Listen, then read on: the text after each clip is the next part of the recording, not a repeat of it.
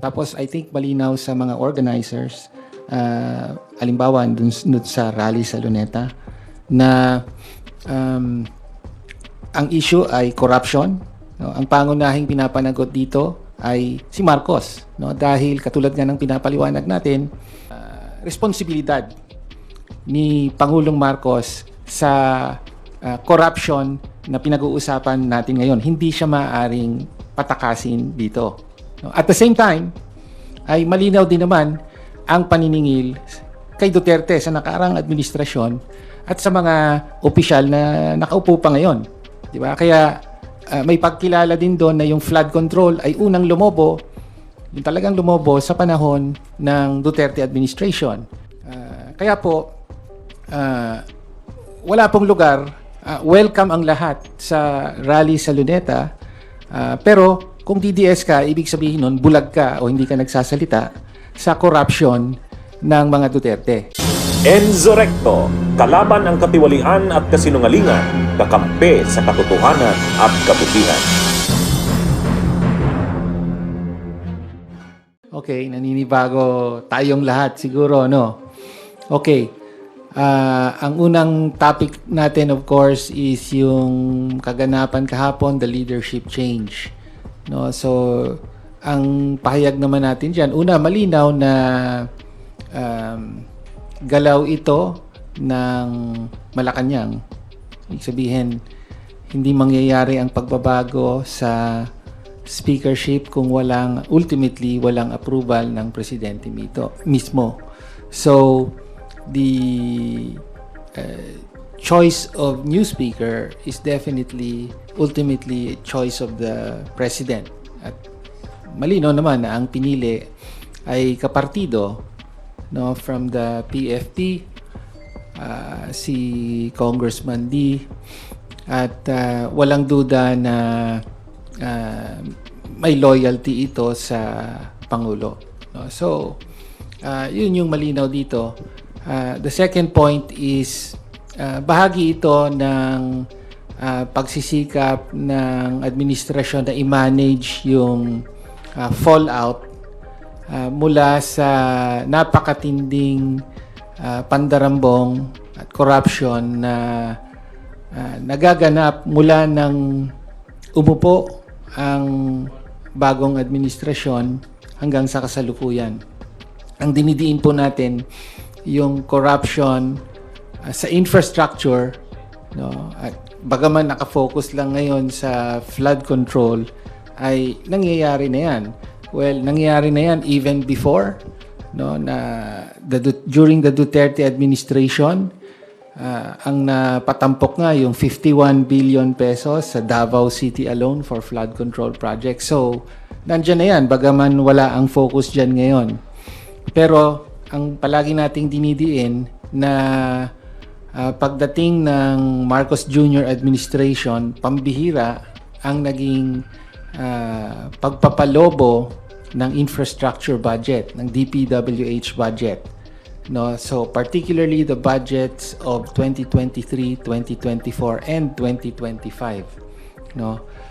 At ginawa nga yan sa pamamagitan ng manipulation ng unprogrammed appropriation. So pinalobo ito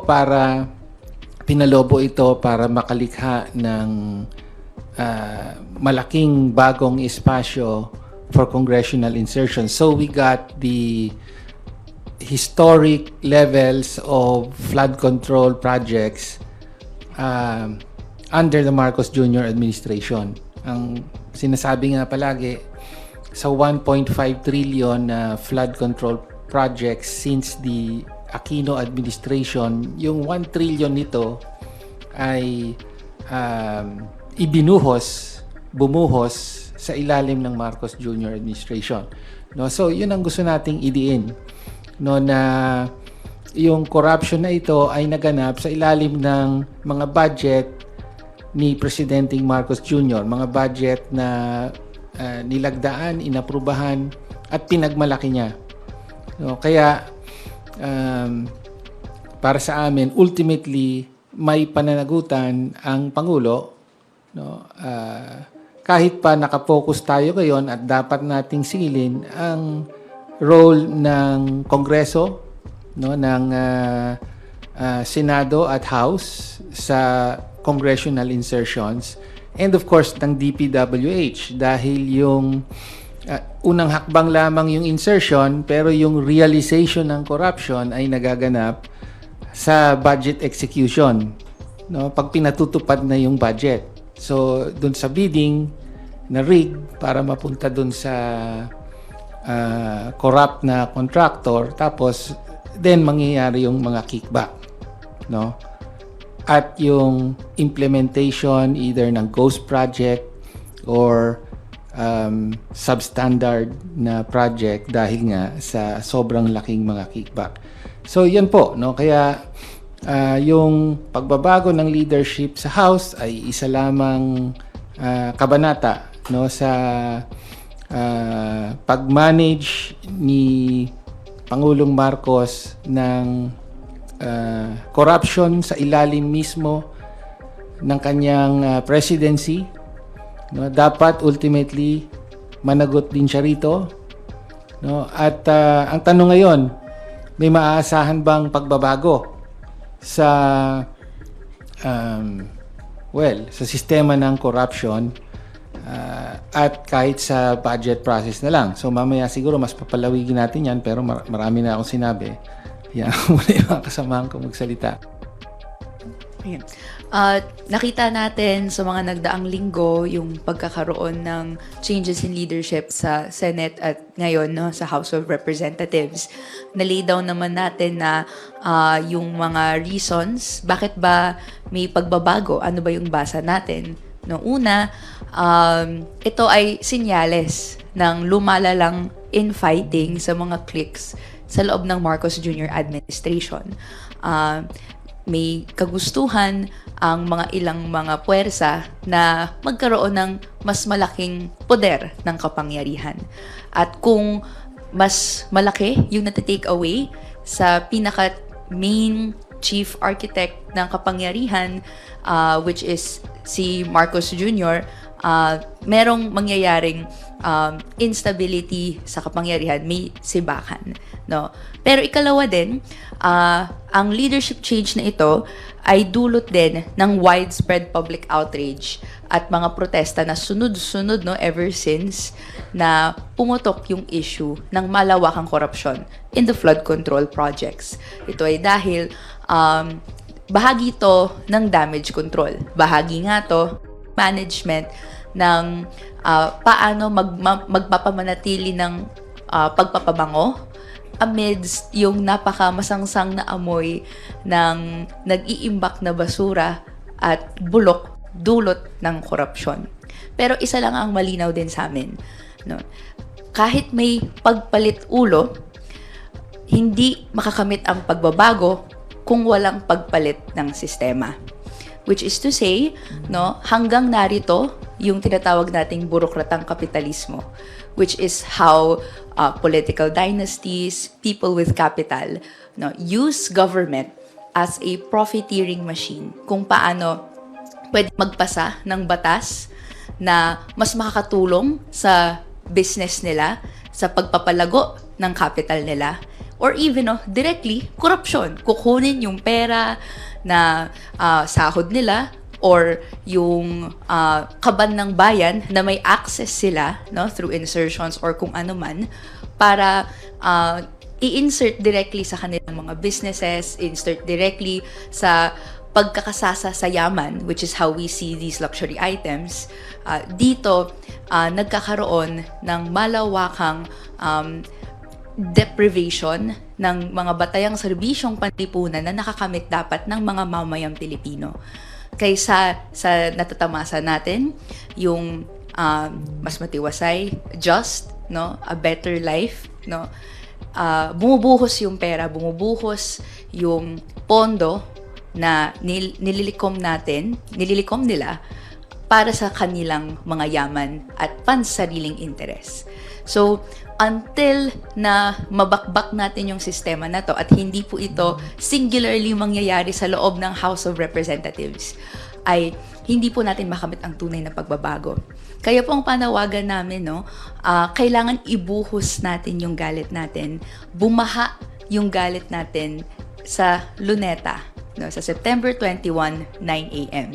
Dito natin ipapakita na ganito natin hindi tatanggapin na i-sweep under the rug na lang at ibaon sa limot muli yung paghihirap, yung pagbaha, pawala ng mga kabahayan natin dahil sa failures of flood control na bilyones ang nakalagay doon. Pero dahil ghost projects pala sila or substandard by design, ay hindi nasalanta tayo ng mga maraming bagyo at ang nadehado ay mamamayang Pilipino. So, tuloy-tuloy po ang gawain natin sa loob ng Kongreso. Babantayan natin yung budget given na meron nga po tayong basa na patuloy din kahit papaano yung insertions even amidst yung pagtanggal ng 250 billion plus in pesos in flood control. And so alinsunod doon at kasabay nito ay tuloy-tuloy din yung indignation natin at yung pagsusuporta sa mga panawagan at kampanya para matigil na yung corruption. Yan, sa pagpasok ng Gabriela Women's Party sa Kongreso, dagdag ang mga palaban na kababaihan sa pagpapanagot sa mga kurakot. Kahit may pagbabago sa liderato, kung wala namang pagbabago doon sa korap na sistema, wala talagang maaasahan na real change yung ating mga kababayan. Kaya nga, ganun na lang na galit talaga doon sa tindi ng korupsyon sa ating bayan. The change in leadership will not fix the pork-driven budget. It will not guarantee an end to the corruption-laden programs and projects. It will not ensure the return of stolen and wasted public funds. Ayan, kaya asahan ninyo na hindi lang dapat nakaasa sa Kongreso, sa Senado, sa pagbabago ng liderato, reshuffle, or damage control. Ang challenge talaga dito ng mga kababaihan at mamamayang Pilipino, wakasan na yung mga congressional insertions na yan. Itigil na lahat ng mga pork funds at wakasan na itong patronage politics na nagahari pa rin dito sa sistema ng pampublikong pondo. Ano ang dapat gawin? Dapat laanan talaga ng pondo yung serbisyong pangkalusugan, edukasyon, mga pampublikong serbisyo, pabahay, lokal na agrikultura, industriya. Yan ang matagal ng panawagan ng mamamayang Pilipino. Kaya kasama rin ang mga kababaihan sa magbabaha ng protesta sa Luneta para ipakita sa mga nagwawaldas ng pondo ng ating bayan na handang lumaban ang mamamayan sa korupsyon. May mga tanong po?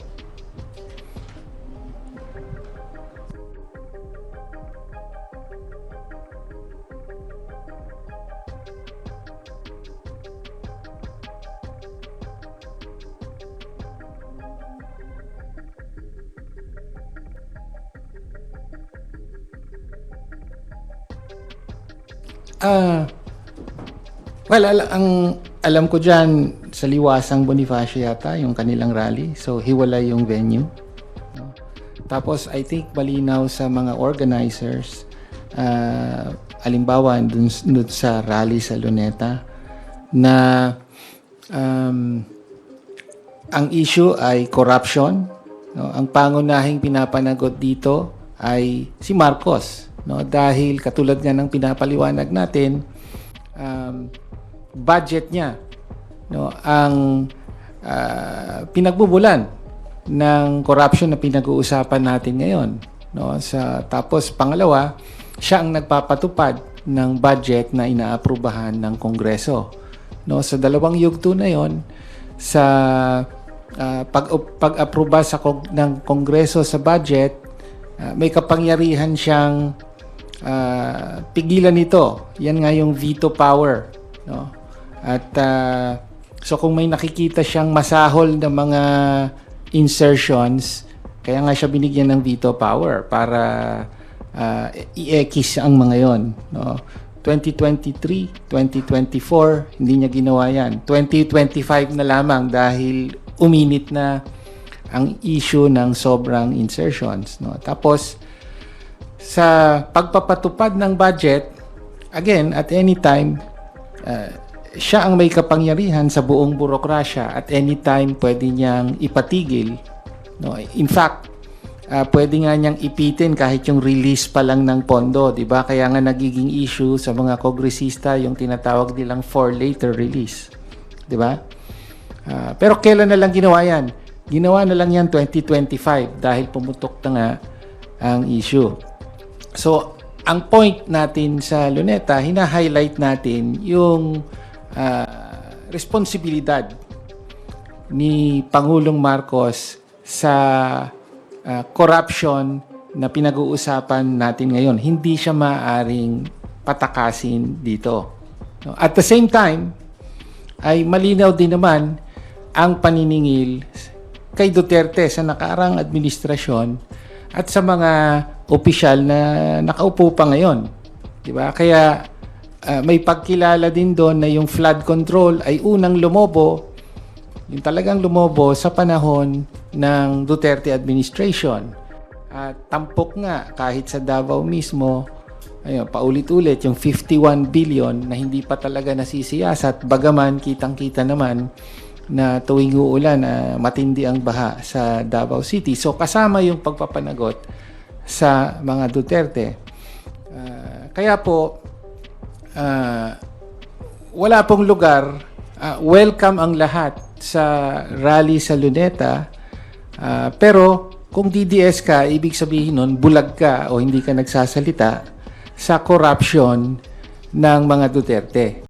Bunyog, bunyog, halikan na kasama ka. Bunyog, kapag buklod ay may pag-asa. Luzon, Visayas, Mindanao, isa ang pananaw. Sa bagong Pilipinas ang bunyog isisigaw. Bunyog.